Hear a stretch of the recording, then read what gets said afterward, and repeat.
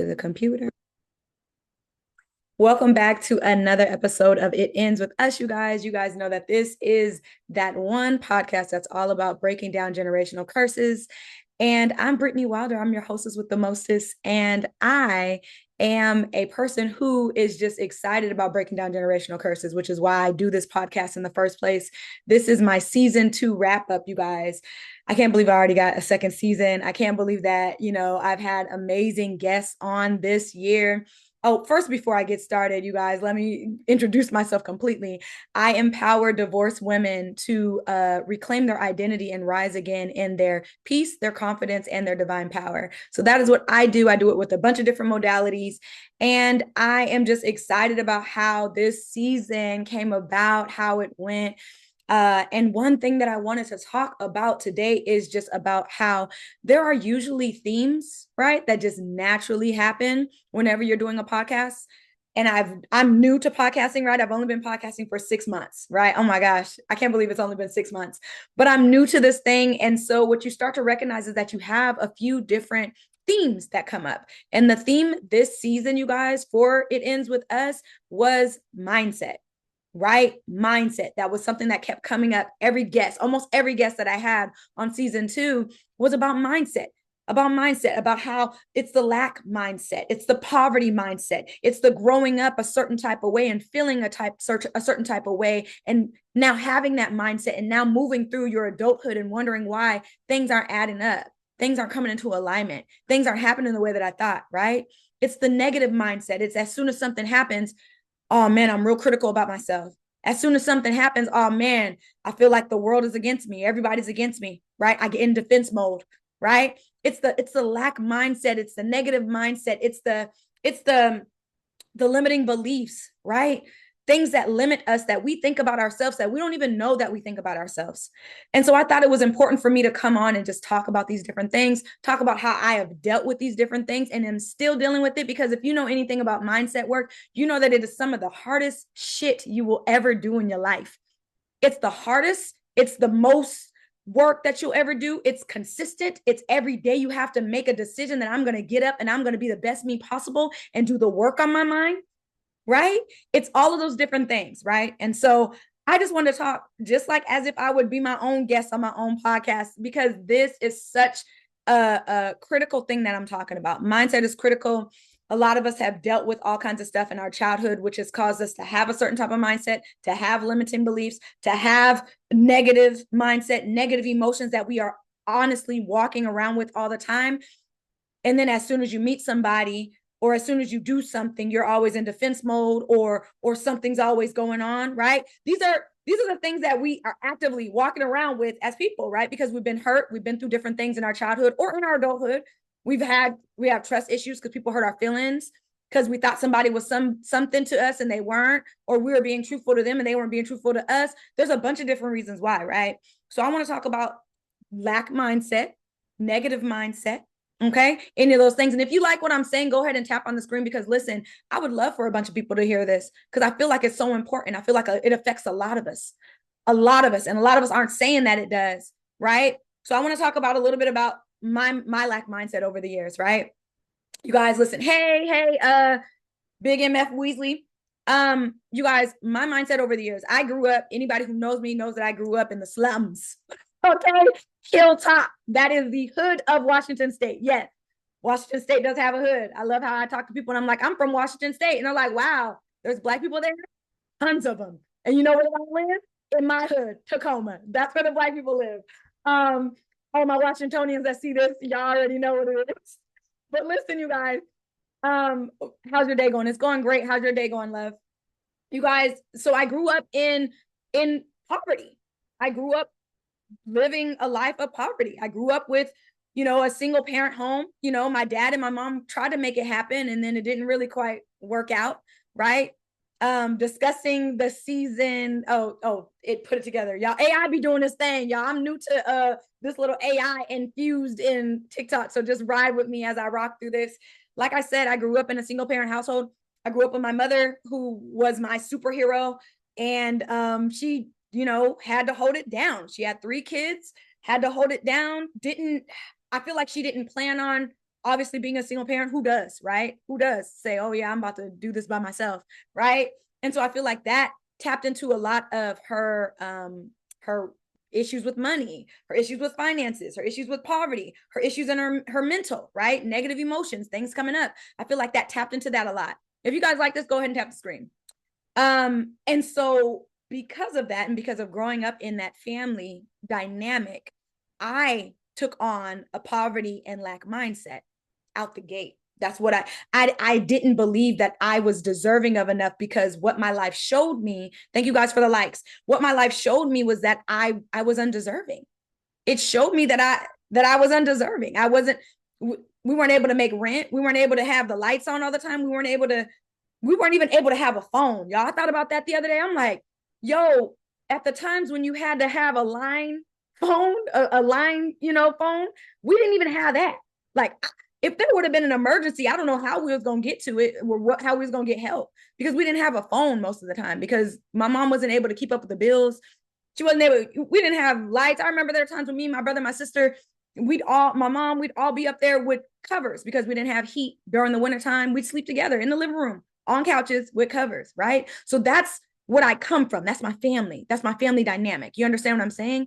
So when you come from any of that, and I'm talking to anybody, because I know there's a lot of people that have dealt with poverty, that you dealt with. Your parents weren't able to keep the lights on. Your parents weren't able to pay for the rent. You dealt with evictions. We dealt with so many evictions. I used to tell people all the time, like, we get a house or apartment, and my mom would do well, maybe like 2-3 months. And then at that 2-3 month mark, it was like something happened. She wasn't able to, this bill came out of nowhere. She, wasn't able to just keep it together. And so we got evicted several times. I can't even tell you the number of times we've been evicted, because it was that many times.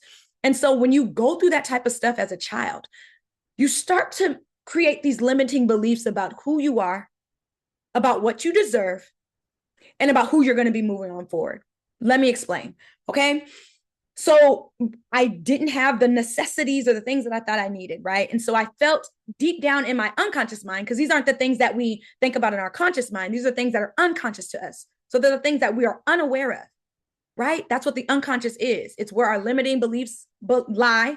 It's where our thoughts about ourselves, our negative emotions, our negative memories lie. That's where it all lies. It's in the unconscious mind. I like to call it the soul space, because it records all those different places and it keeps it intact, right? It's your soul space, right? That's what I call it. It's the unconscious mind. And that's where everything gets recorded. Everything, the good, the bad, the ugly, honey, it's all recorded there. And so in my unconscious mind, because of what I went through as a child, and because of what I went through as a teenager, I've been out on my own since I was 16. And I chose to do that because my parents, well, my mother and my siblings, we were all living in a car. And I chose to say, no, I'd rather go and figure it out at the age of 16 with my Dairy Queen job and going to school full time than sit here in this car and give you my money when I can go and get my own place, right? That's how I thought, right? Best decision of my life, though. I'm not going to lie to you guys, because it really taught me that I could do things on my own and that I could boss up when I needed to. I could figure it out. I became a hustler after that. And so as I continued on, I started recognizing that lack mindset, that negative mindset, those limiting beliefs followed me along into every single aspect of my life. Every single aspect of my life. You name it. When it came down to dating, well, I had a limiting belief that I wasn't enough. So what did I keep attracting? Somebody who treated me like I wasn't enough. Period. It's not rocket science. It really isn't, you guys. It really isn't. It's what you feel you believe. That is it. The unconscious mind, the limiting beliefs, all of that is what we feel we deserve. Ultimately, that's it.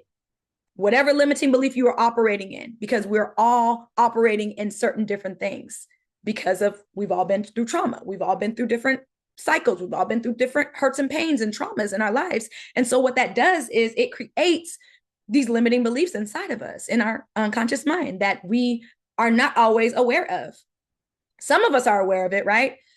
And so I operated in that for so long, and I started wondering why things didn't happen the way that it did. And, this has been one of my biggest generational curses, which is why I'm not surprised that was the theme of season 2 of It Ends With Us. I can't even see. Can you blow the wind of healing in my lower back, please? It's pain on my right side. That's it. That's what we're talking about. Healing, right? Generational curse breaking. We are healing. That's what we're doing. That's ultimately what it is. And I think that a lot of people don't recognize that, like, it takes somebody really bold in your lineage to step up and really be like, yo, I'm not doing this no more. I'm not dealing with the negative mindset. I'm not dealing with the lack mindset, the poverty mindset, the all of this, because I deserve more and I deserve better. That's what it takes, somebody bold like you and me to step up and be like, I'm not doing it. It's a wrap, right? And so as I continued on through life, I started to think about how lack mindset, hurt, pain, I'm not enough, all these different things filtered and went through my life. These are how I live my life, with this filter on of I don't deserve it. And so I started attracting men. I started attracting jobs that I was just barely making it, simply because there was a program, just like as in a computer, a program going on in my soul space, my unconscious mind, that I was basically saying, I don't deserve it. Do not give me it because I don't deserve it. So I want you to think about, what are the things that you feel like you deserve in this life? Because a lot of the times we'll say something on the surface level, the conscious mind, like, oh, I want to be a millionaire, or oh, I want to get this job, or oh, I want to have this car, or oh, I want a big house, or I want this. But unconsciously, we don't believe that we deserve it. Unconsciously, we're operating in a program that we learned at the age of 6, 7, 8, 9, that taught us that we weren't deserving of it, that taught us that we ain't never gonna be nothing, right? You may have had somebody tell you in your family, you ain't never gonna be nothing, just like your mama, your daddy, your what, your whoop de whoop, whoever, right? You may have had somebody telling you that. You may have observed that and felt that through different situations. Like, dang, I ain't never gonna, it's like I can never get enough. I know that was one of the things. I could never get enough money to make it. Thank you, Minister Brandon. I appreciate you. But yeah, like feeling like I could never get enough and doing all the things, it showed up so many different times. And in my family, I learned from my father is that, you work hard. You work hard. That's how you get paid. You work hard and you get paid for working hard. That's what I was always taught. That's what he taught all of us. That's what my dad, my grandpa, that was what it, work hard. This is what we do. We get paid. And so what happened was I took that in and I became the hardest worker. I had 3 jobs in college, y'all. Hardest worker, doing all the things, working hard, getting the money. And it felt like I never had enough money. But I'm working hard though, right? So hard work pays off, does it? I don't know. Because listen, I worked real hard and I didn't have nothing to show for it, right? And then I saw my parents working hard and they didn't have nothing to show for it. So it kind of made me think, oh, okay, so this is a generational curse. Okay, so this is what we're dealing with. This is what we're breaking. This is what we got to go up against. Okay, thank you. Duly noted. Let me put that in my notebook so I can work on that too. Because there's a lot of different generational curses that I've had to go against as the generational curse breaker in my family, right? But if you know, like I know, you know, we got to do it. There's nobody else that's going to be bold enough to step to the plate, is what I'm telling you. And that's what my podcast came out to be, is that there is nobody in your family that is going to be bold enough, courageous enough to go against all the things that everybody, mama, auntie, cousins, everybody else is dealing with, but you and me. That's what this is about, right? And so, like I said, I started, recognizing that in my life. And I got to a point where I was in my marriage and I was trying to do everything to make my marriage work. Everything to make my marriage work. We were going to, I was paying for therapy sessions. I was, trying to figure out, trying to have conversations, trying to do checklists. I tried to do everything to make my marriage work, guys. I promise you. I did all the things, all the things. I'm a divorcee, right? But I tried all the things to make my marriage work. And so I got to the point where I was like, something is going on mentally and I don't know how I can fix it. So I saw this event that I went to. And I went to it and it was just like, break free, like all the words that I needed, right? I was in a place of like hurt, pain. Me and my marriage was definitely, it was failing at this point. And I was like, I need something. I don't know what it is I need, but I need something. And so I went to this event and it was like, break through the pain, break through you got it. Like, it was like all these words that, they knew who their target audience was. It was me. I needed to break free. I needed to be free from the negative, fog and, all the things that they said in this whole entire thing. And so I went and I, thank you, Minister Brandon. I went to this event, you guys, and this event taught me NLP. Anybody know NLP? Tony Robbins, a lot of the greats, a lot of the best speakers in the world they're learners of NLP. They're teachers of NLP, neuro-linguistic programming, right? And what it's all about is it's all about shifting your mindset to find what works for you and what is excellence for you, right? That's all it is. Because excellence looks different for you than it does for me, right? And so I went to this event And I went by myself the first time. And I was like my mind was blown. The things I learned, it's literally, it was like a mini.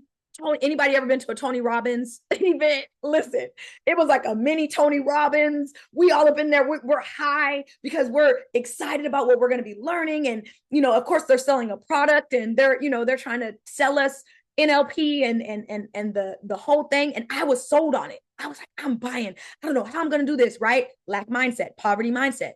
Program was like $1,800. I'm like, he never spent that much money on nothing but a car, right? At this time. But that was my lack mindset, right? Not recognizing that I was going to be getting so many different tools from this $1,800, that it was well worth it, that it was going to pay times 2, 3, 4, 5, 6, 7, 8, 9 times the $1,800 that I just put in out front. And so what did I do? I put it on a payment plan. I was like, I'm getting into this program. I don't care what nobody say. This is for me, right? So much to the point where, you guys, I went to this program the second time. It was just like, I went the second time, and I brought my ex-husband, and I brought one of my close friends, and we went. And the first time I went, I was writing down all these notes, and I was going crazy. I was, oh my God, this is exactly what I'm going through. The loop, they talk about going through a loop, like feeling like you're ready for something, and then you go for it, and then you're like, oh shoot, oh no, I got to come back to teaching, right? That was my loop. I wanted to be an entrepreneur, and every time I went for it, I had to come back around, like the loop, right? They talked about that, and I was like, oh, that's me. That's where I'm at. Like it was speaking to my language. They knew that I was their target population. However, my ex-husband was not on board, like at all. He didn't care about none of that. He wrote down one note and was just like sitting there like, what are we supposed to do? And so at that point, I made a decision, you guys. I made a decision that I was going to do something for me, for my family, and for anybody else that comes along. And I paid for that program, paid for the program, paid it on payments. And I stayed, and I told my ex-husband to go home straight up. And I'm certain they use this story as they continue to, do what they do, and, do the certifications, because that's what I paid for. I paid for a certification for neuro-linguistic programming, timeline therapy, and hypnotherapy. That's what I paid for, right? I went through the program and did it. But I told my ex-husband to go home. I said, listen, I am on fire for this work. And if you are not on fire, you can go ahead and go home, baby, because this is for me. I know this is for me. And I know I was real at that moment. And after that moment, everything shifted in my life, because I did the work. I did the work on my mental. I started shifting my limiting beliefs. I started believing that I am worthy of more. And what happened? I started searching for more. I started attracting more. You hear what I'm saying? When you make the decision in your mind to let go of the limiting beliefs that you've held on to for so long, and then there is something called secondary gain that we may deal with, right? And that's if we see something so great for us that we know is going to be so amazing for us, right? It's so great. It's such a great opportunity. It's a door that's open for me, and it's so great. It's so amazing. But the problem is, I've dealt with so much trauma, so much hurt, so much pain all my life that I'm so used to it. I'm actually addicted to trauma. I'm addicted to pain. I'm addicted to a negative mindset. I'm addicted to things not working out for me because I'm just unlucky. I'm addicted to, you hear what I'm saying? Right? And so we get addicted to all these bad things happening in our lives, that when we actually see a door that could open up something so amazing, so life-changing, so absolutely transformational to your life, you get scared and you start to pull back, and you start to go into what you always known, the trauma, the hurt, the pain, the things not working out over and over and over again, right? And I don't know who I'm talking to, because I know somebody's dealing with that right now. And it's okay. I've been there before. But go through the door. God is opening the door for you to go through the door. Go through the door, scared. And I know it's scary. But guess what? Being scared and doing it, would you like to be scared and do it, or not do it at all? Be scared and not do it, right? Which one of those things is going to give you a better life? Which one of those things is going to give you a better outcome? Which one of those things is going to allow you to get to a space where you can truly live the life that God has always wanted you to live? Point blank, period. I don't know about y'all, but I'm doing it scared every single second of the day. Okay. So boom, I did that. I learned NLP. It changed my mind. It changed my mindset. But who knows that when you get these tools, right, it doesn't just undo 22 years, 28 years of trauma and 28 years of bad thinking and 28 years of limiting beliefs. It doesn't just disappear. So I have three things that you have to do if you want to change your mindset right here, right now. Okay. We're going to talk about it because these are the tools that help me out the gate. First one is, because it doesn't change overnight, you guys. It takes time. You have to implement it. You have to be intentional about implementing things with your mindset. You have to be intentional about the thoughts that come in your mind. You have to take a hold and authority of the thoughts that are in your mind. This takes practice. It's not something that happens overnight, especially if you grew up in a family where they didn't talk about positive talk. They spoke about being unlucky and being negative and being, this always happens. Oh, man. Right? Who grew up in that family? I grew up in that family. My mom was always like, man, I'm just so unlucky. This is just my luck. This is just my luck. I heard that a million times. So I took that on. Man, this is just my luck. And so I had to do 28 years, 29 years of undoing that, which takes time. It takes intention. So the very first thing that I did, you guys, was I focused only on the things that I wanted. Only the things that I want. A lot of the times we're walking around and we focus in on the things that we do not want. I don't want to, and I talk to my clients like this, I serve, divorced women. And so when they're ready to go back and date, we talk about the things that we want, not the things that we don't want. We're not saying, I don't want a man that's 5'6". I don't want a man that don't got a car. I don't want a man that don't got a job. I don't want a man. No, it's, I want a man who is financially secure. I want a man who takes care of me, who wants to take care of me, who wants to be a provider. I want a man who's a protector. I want a man who, you understand what I'm saying? If you focus in on what you do not want, you will continue to attract what you do not want. That's in everything.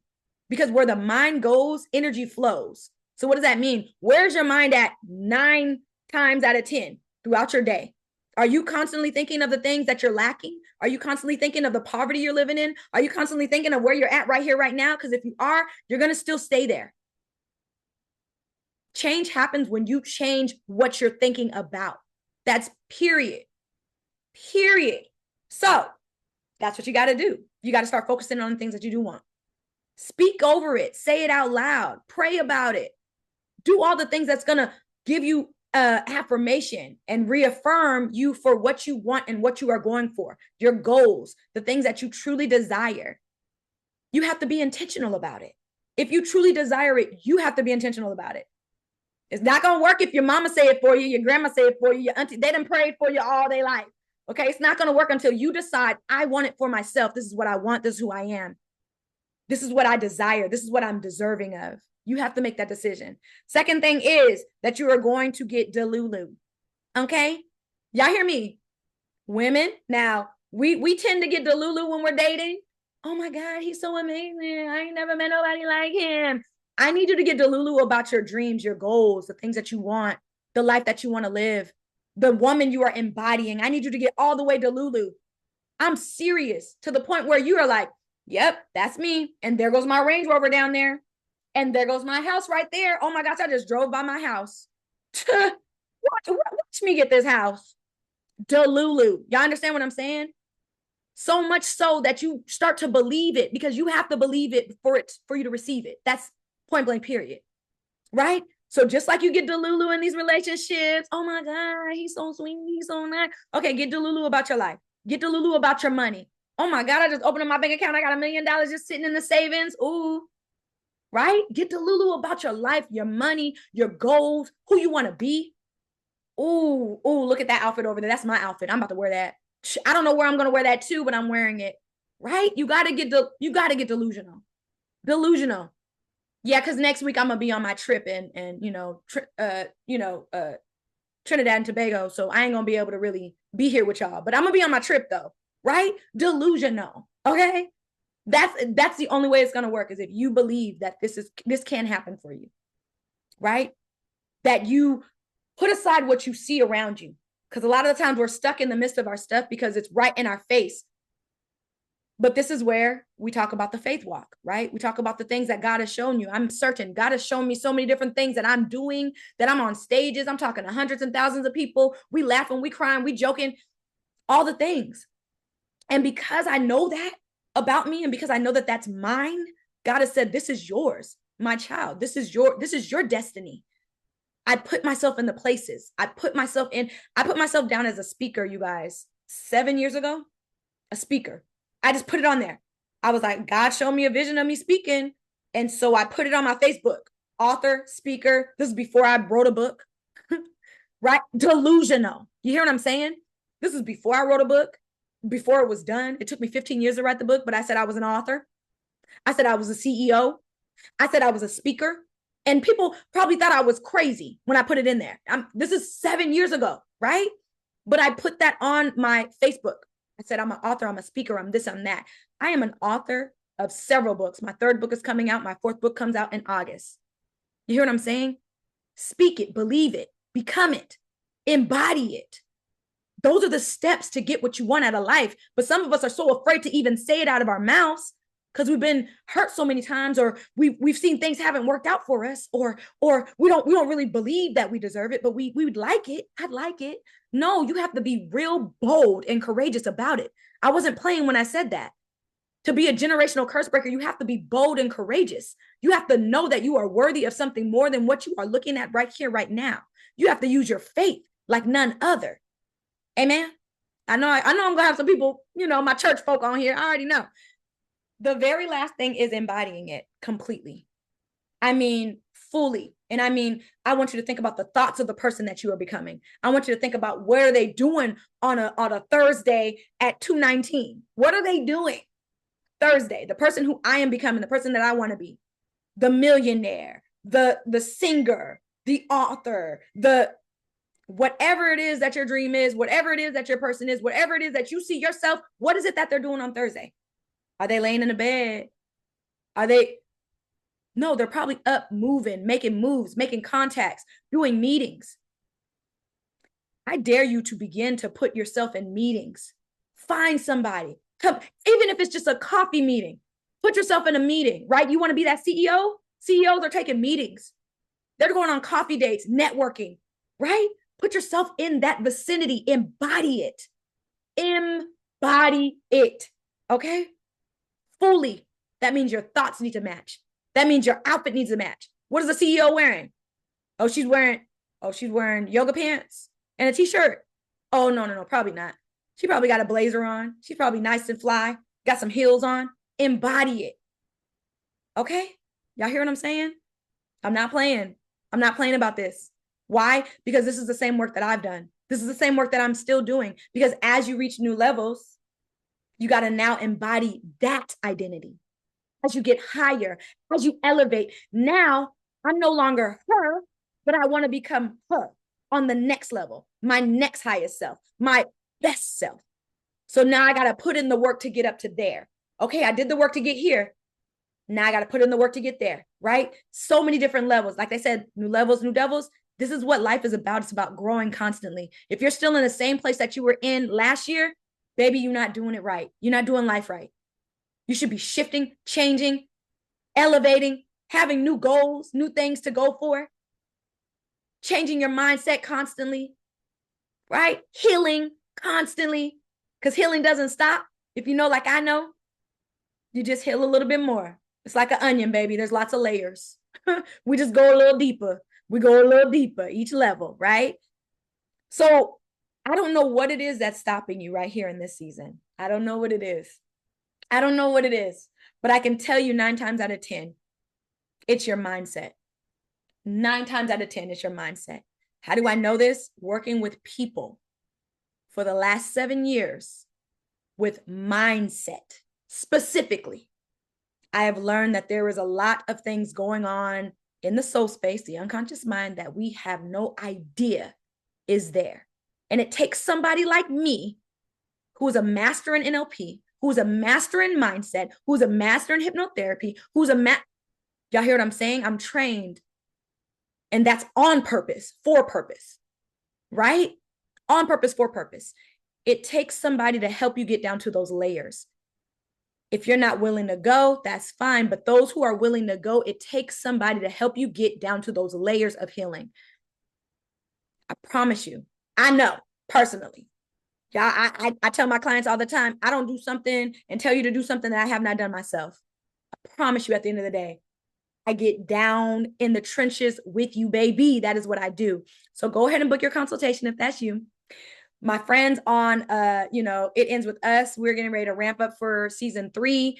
If you know you have a generational curse that you want to break, that you're like, I'm ready to break it, I'm ready to talk about it, I'm ready to discuss how I overcame it and how I choose to overcome it each and every day, go ahead and put breakthrough in the comments. Because listen, I'm coming to you and I'm sliding in your DMs, and we're definitely talking about what your generational curse is that you want to talk about on my show next season. Okay, next season, y'all. This is the end of second season. It has been such a beautiful thing. I appreciate you guys for tuning in, showing love, showing up, giving your comments, giving your thoughts, giving your love, all the above. I appreciate it. I appreciate you guys for subscribing to my channel and paying attention each and every time a new episode comes out, and dropping it and sharing it and all the above. I appreciate the love. I promise you, It Ends With Us is just going to keep getting bigger and bigger and bigger. And I'm so excited. So if you are open and willing, go ahead, put breakthrough. Okay, because we're talking about the breakthrough. We're breaking it. All the generational curses. We're breaking it. We're not just talking about it. That's what's different about my podcast in particular. All right, y'all. I love you guys, and we'll be back on next time for another episode.